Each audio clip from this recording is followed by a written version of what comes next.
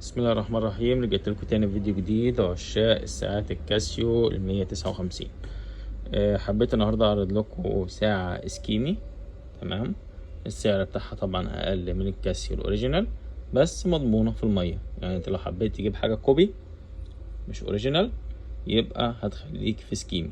سكيمي طبعا صيني والمكنة الداخلية صيني.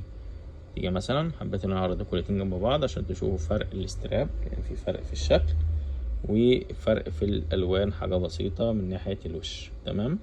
وطبعا الوان الساعه ممكن تحس ان دي انقى، بس لو جينا ميلنا كده، يعني لو بصينا هنا الساعه 8 ميلنا كده الساعه 8، هنا الساعه 1 ميلنا كده، الساعه كلها تمانيات.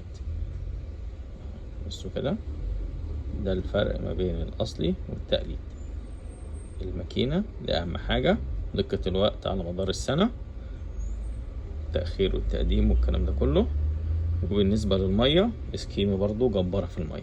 السعر يعتبر متقارب بس مش متقارب قوي، يعني ممكن نقول في فرق بتاع 400 جنيه ما بين الأصلي والتقليد.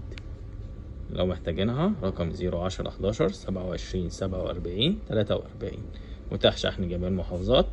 أنا باخد مصاريف الشحن مقدما وتمن الساعة لما تستلم من المندوب. شكرا.